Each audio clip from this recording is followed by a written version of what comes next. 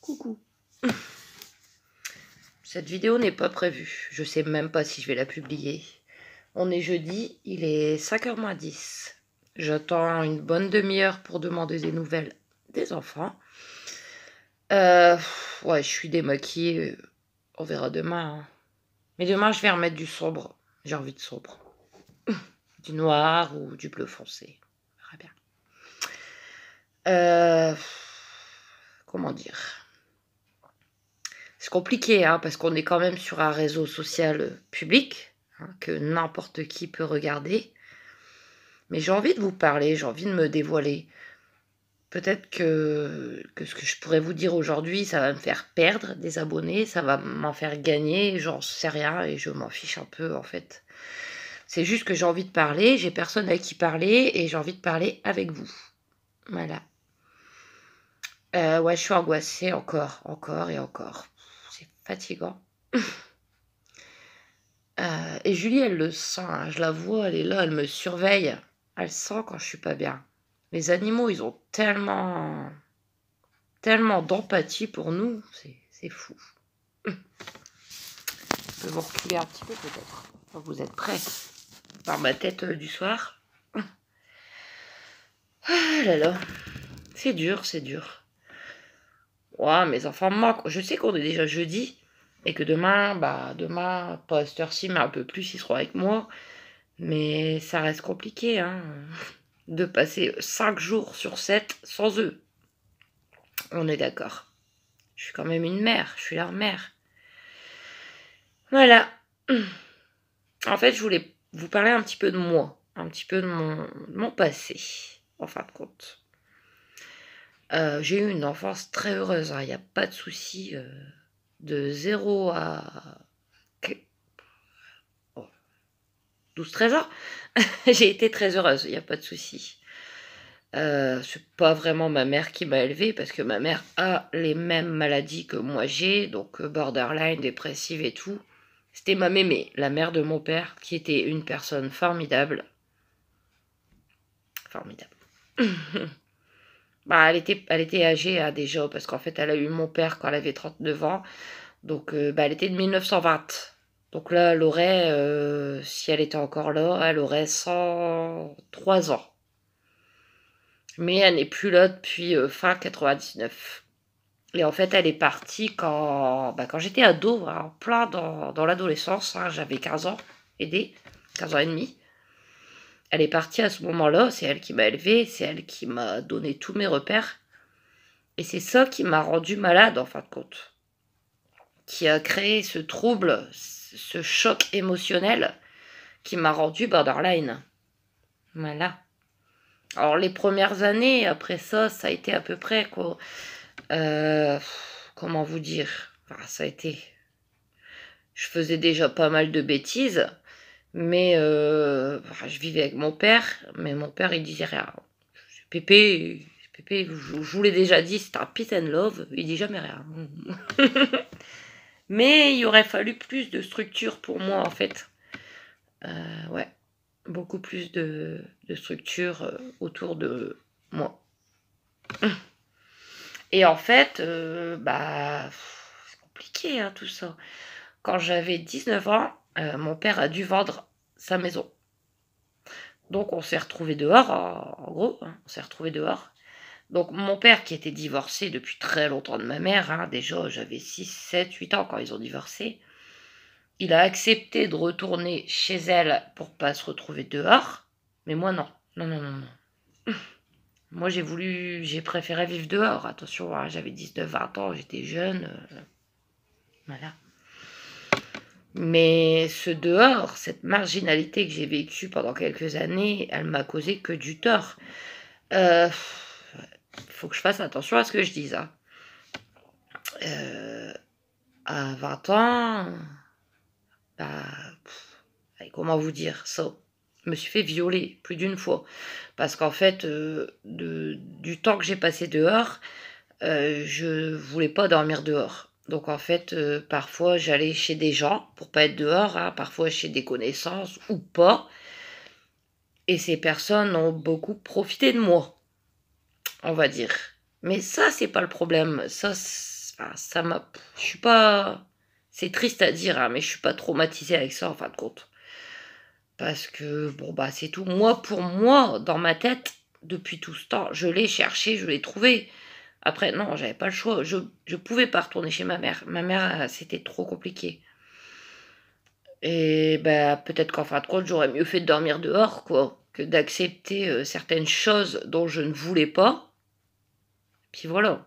Bon, après, on va faire... je vais pas vous faire un truc de 1 heure, mais j'ai envie de parler un petit peu. Mais c'est compliqué. Bah, quand j'avais 20 ans et demi, je suis tombée enceinte. Mais c'était mon petit copain, hein. C'était pas dû à quelque chose d'autre.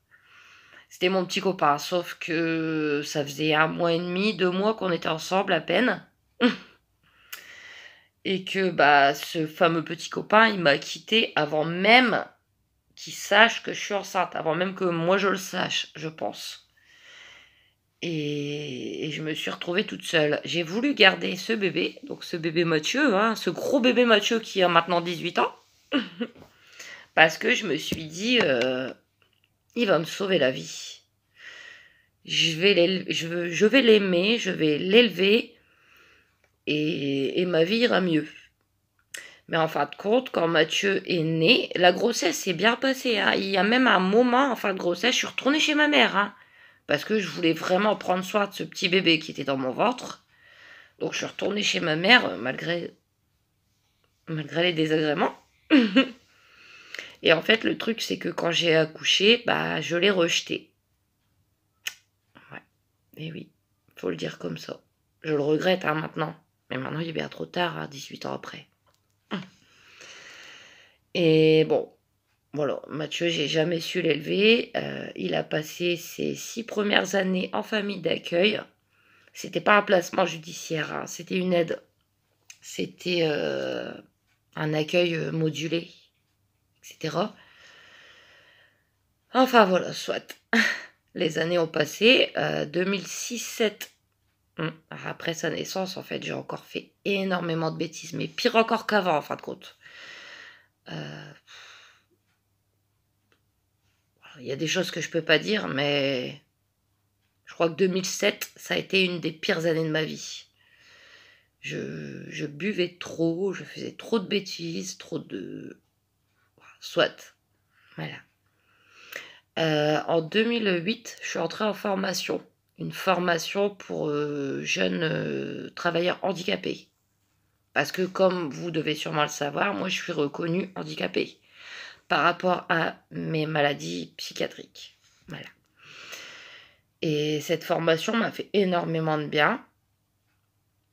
Et dès que la formation s'est terminée, fin 2009, bah, j'ai replongé, quoi, j'ai recommencé. Voilà. Et après, bah, mon père, il a fini par trouver un logement, tout seul, sans ma mère. Donc, il y a eu son appartement et je suis partie vivre avec lui en 2010. En 2012, j'ai rencontré le père de mes enfants. Voilà. Et tout a été très, très vite. Comment vous dire que je l'ai rencontré le 29 mai 2012. Fin juillet, on vivait ensemble chez mon père. Non, j'ai un message. Octobre, je tombais enceinte de Kenzo. En décembre, on avait notre maison à louer, hein, bien sûr, pas acheter. Hein, non, non. Et puis on s'est mariés en avril 2013. Ensuite, j'ai accouché de Kenzo, de Aaron, de Mia, les 3 à la suite, vous le savez. Mes 3 enfants sont nés en l'espace de 2 ans et 3 mois. Sauf que je les ai voulus, attention, je les ai voulus, mais de tout mon cœur, ces enfants. Sauf que j'étais très fatiguée, dû à tout, à ma maladie, à mes dépressions. J'étais extrêmement fatiguée. Et j'ai pas su gérer, en fait. Je pétais des plombs, en fait. Je pétais des plombs toute seule. Je n'ai jamais été violente avec mes enfants, attention, hein. Mais j'en pouvais plus. J'en pouvais plus. J'étais à bout de fatigue, à bout de nerfs. Voilà, attention aussi, hein, je vous dis beaucoup attention, leur père était très présent, il était toujours là pour m'aider, trop peut-être, trop. Il aurait peut-être dû me serrer les vis. C'est lui qui voulait tout faire. Oui, je m'occupe des enfants, oui, je fais le ménage, oui, je fais à manger. OK, bah fais, parce que moi je suis fatiguée de toute façon. Fais-le, si tu as envie de le faire.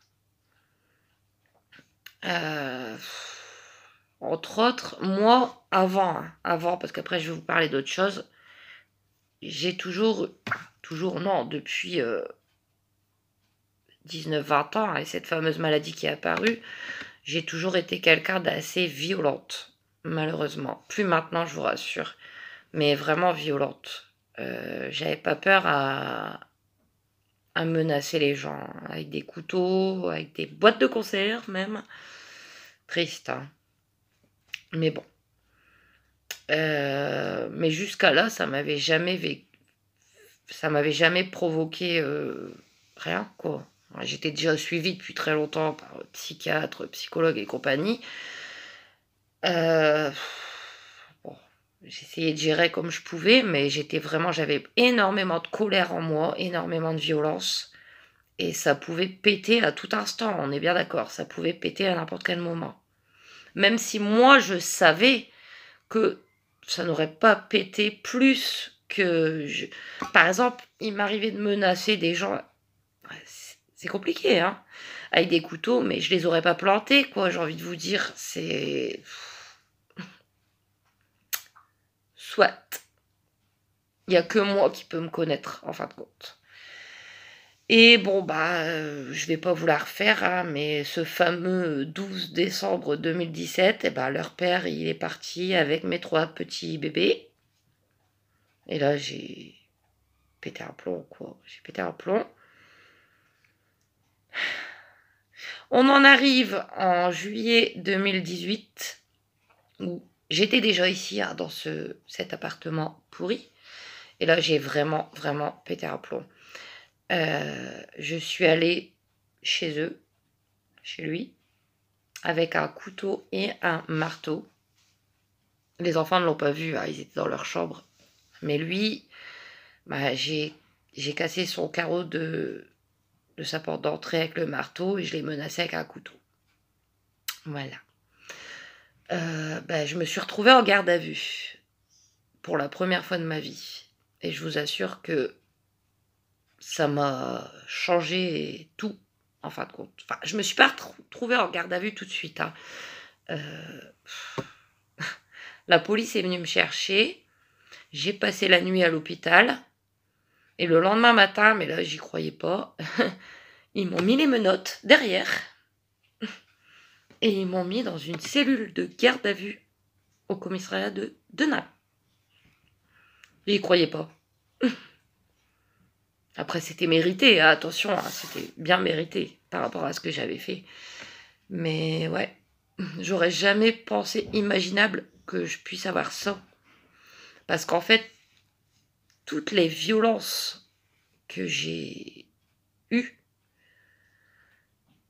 c'est de ma faute sans être de ma faute. Faut pas oublier que je suis malade. Enfin, maintenant ça va mieux, mais que j'étais malade. Et que, voilà. Limite, ils m'auraient mis à l'hôpital psychiatrique, j'aurais plus compris. Mais en garde à vue, je l'ai pas compris en fait. Et heureusement, une fois de plus, que mon père, il était là, hein. Parce que mon père, il est venu au commissariat, il leur a expliqué que j'étais malade et tout et tout. Et du coup, je suis allée en garde à vue que de 10 h du matin à 6 h du soir, hein, parce que sinon j'y passais 24 heures, voire 48, hein. Mais ça m'a changé la vie en fait. De ce que j'avais fait déjà, en tout premier lieu, hein, de ce que j'avais pu faire, de me retrouver là-bas. Bah, depuis ce jour où je suis sortie de garde à vue, j'ai plus aucune colère en moi. J'arrive plus. Ça m'a traumatisée, j'ai plus de colère. J'ai énormément de tristesse, hein. Tristesse, angoisse.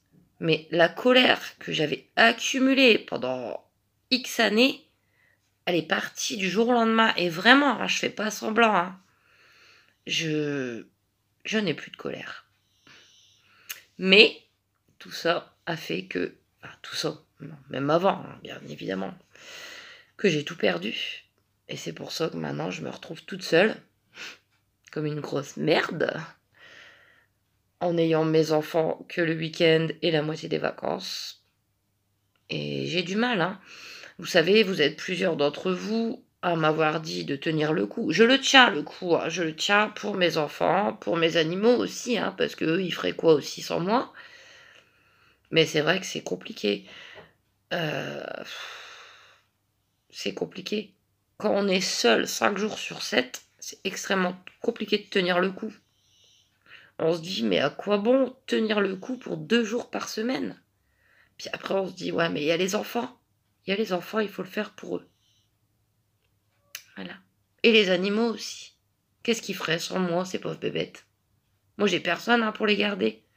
Vous savez, je voudrais partir 2 jours en week-end, je peux pas, hein. J'ai personne. Mon père, il peut pas pour X raisons, ma mère encore moins. Voilà. Enfin, soit.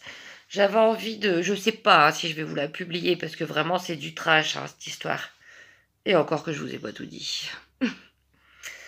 Mais voilà, je voulais me dévoiler un petit peu beaucoup plus. Donc, bah, je pense que je vais vous laisser là, hein. Je pense que c'est suffisant. Je vais après demander des nouvelles de mes petits cœurs d'amour. De toute façon, moi, je vous souhaite une bonne soirée. De toute façon, j'ai un vlog en cours. Je vous publie demain dans l'après-midi. Des gros bisous.